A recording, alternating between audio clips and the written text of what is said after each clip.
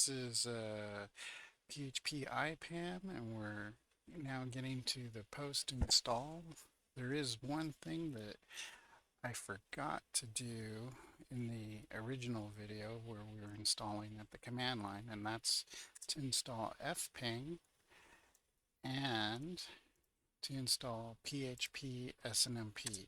If I go back, I will update it and I'll cut this out probably, but for the most part, this is those two need to be added, and then the other thing is we need to go into our http.conf file, and we need to modify the portion here of the directory services so that we allow override, and we need to change that to all.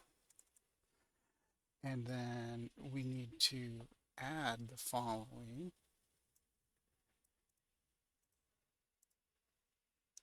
as well as the allow from all. And this is to address an issue with the prettified links. And I'll show you later, but and we need to comment this piece out.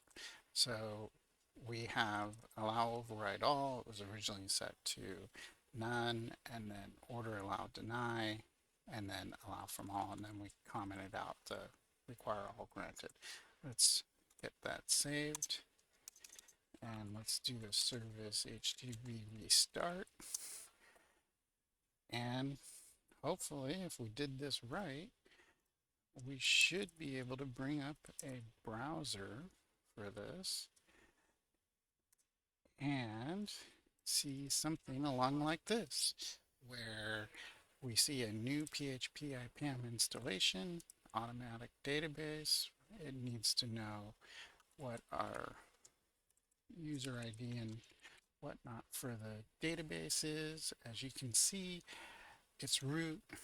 If you're building this in a live environment, you probably want to change those, but that's what I used.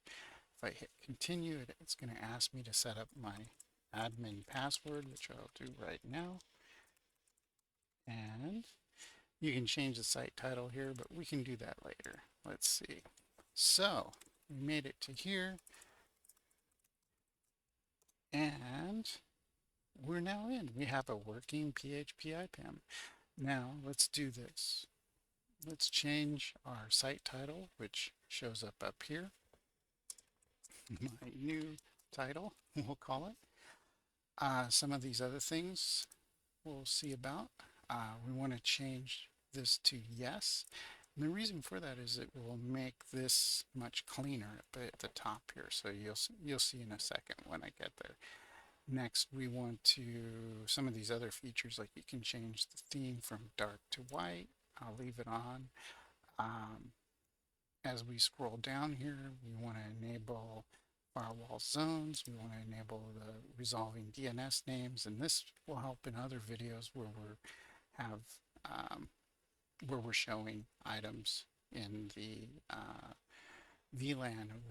It'll look up the DNS name as opposed to the IP address. And then we want to enable the SNMP module. That's what we clicked on down there. And then for here, this is in Rocky Linux. This is actually held in user/sbin, and hopefully we get that. I should probably put that in front there, and let's see if I believe we've gotten all of the changes. Did I enable NAT? Let's check and night. Yep, that's there. So if I hit save, it still doesn't like, oh, no, it's saved. And so if you see here, right, it's not, if I go all sections, it's gonna look like this now.